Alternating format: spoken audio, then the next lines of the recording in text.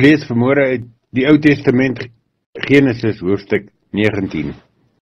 Lot en sy mense word gered uit Sodom. Twee engele het Sodom teen die aand bereik, terwyl Lot juis in die poort van Sodom sit.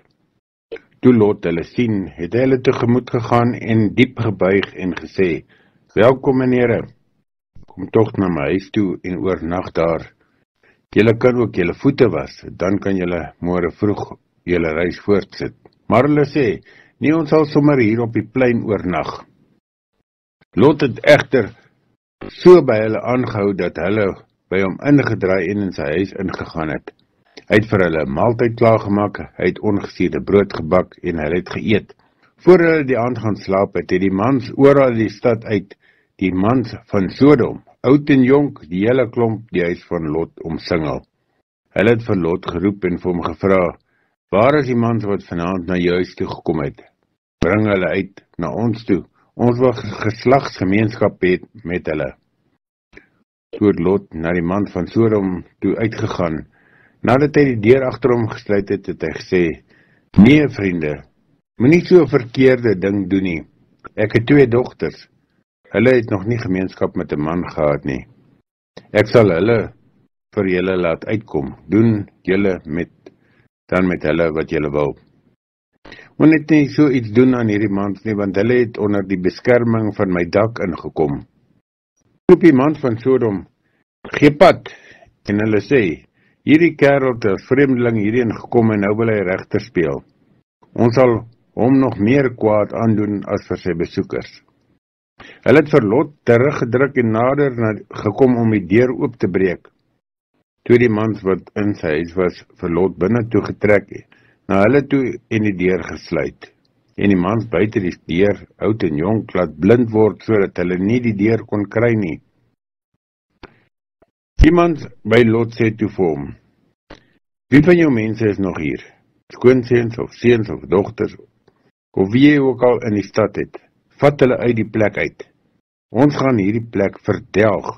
Daar is 'n groot geroep by die Here oor die plek en sy mense, en hy het ons gestuur om die plek te verdelg.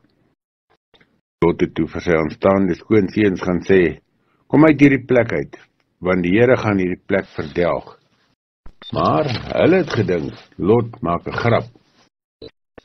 Toe die dag begin breek, het die engele by hom aangedring en gesê, kom nou, vat jou vrou en jou 2 dogters wat by jou is, anders sterf jy wanneer jy sy straf kry. Toe Lot nog talle met die 2 mans, hom en sy vrou en sy 2 dogters in die hand gegryp en hulle uit die stad uitgevat, want die Here het hom oor Lot ontferm. Nadat hulle vir Lot hulle uit die stad gebring het, sê een van die mans by hom, vlug vir jou lewe, moenie omkyk nie, moenie ergens in die vlakte vertoef nie, vlug berge toe, anders word jy omgebring.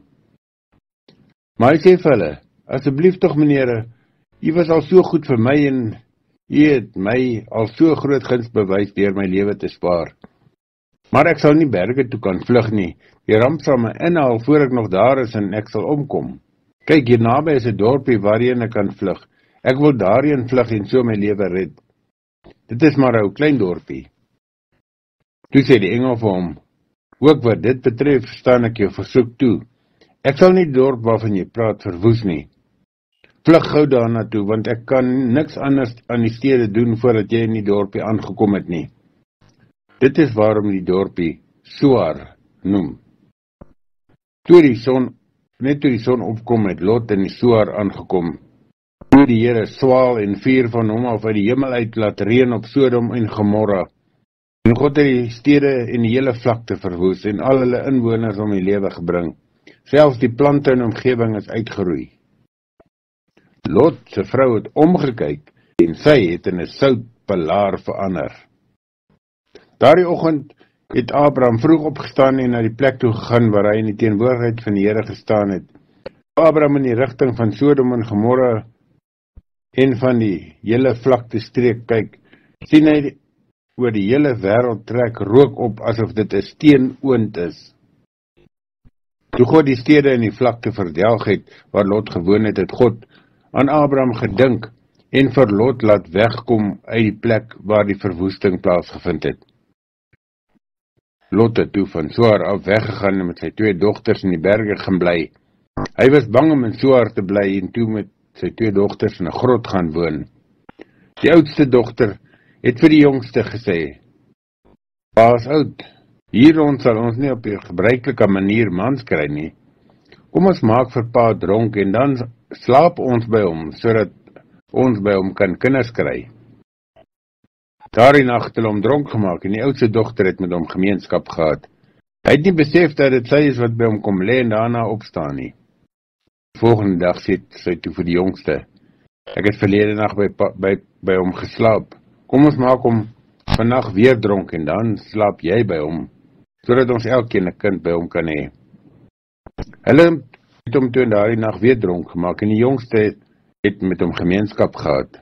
Hy het nie agtergekom dat dit sy is wat by hom lê en daarna opstaan nie. So het die 2 dogters van Lot by hulle pa swanger geword. Die oudste het 'n seun in die wêreld gebring en hom Moab genoem.